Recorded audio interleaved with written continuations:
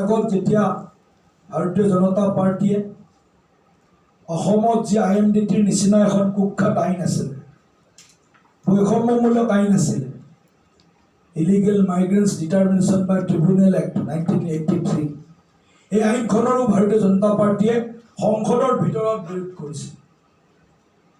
সংসদৰ বাহিৰতো বিৰোধ কৰিছিলে, সংসদৰ ভিতৰতো বিৰোধ কৰিছিল।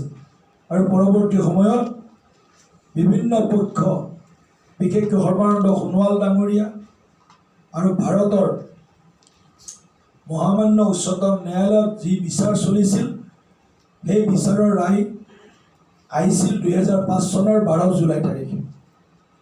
আৰু 2005 চনৰ 12 জুলাই তাৰিখে IMDT আইন স্ক্ৰেপ কৰা হৈছিল, বাতিল কৰা হৈছিল। ভাৰতীয় জনতা পাৰ্টি এই বৈষম্যমূলক ডিছক্ৰিমিনেটৰী যিখন আইন তাৰ বিৰোধিতা কৰিছিল। আৰু আজিলৈকে আমি এই গোটেই বিষয়টোত বিশেষভাৱে ইলিগেল মাইগ্ৰেশ্যন ফ্ৰম বাংলাদেশ এই বিষয়টোক লৈ আমি সদায় ইয়াৰ এটা বিজ্ঞানসন্মত বাস্তৱসন্মত সমাধানৰ কাৰণে আমাৰ প্ৰয়াস অব্যাহত আছে।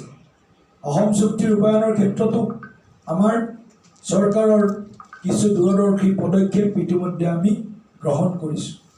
আৰু আপোনালোকক এই কথাটো জনাবলৈ পাই আমি আনন্দিত, বা আমি অকণমান হ'লেও সন্তুষ্টি লাভ কৰিছোঁ যে যোৱা 10 বছৰত ভাৰত চৰকাৰৰ সহযোগত অসম চৰকাৰে অসমৰ উন্মুক্ত সীমা 99% যিটো পোৰাছ বৰ্ডাৰ বুলি কৈছিলোঁ, এই উন্মুক্ত সীমা আজি সম্পূৰ্ণ চিল কৰিবৰ কাৰণে সক্ষম হৈছে।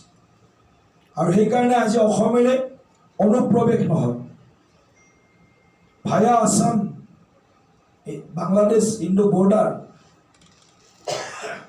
সেইফালেদি অনুপ্ৰৱেশ প্ৰায় নহয়।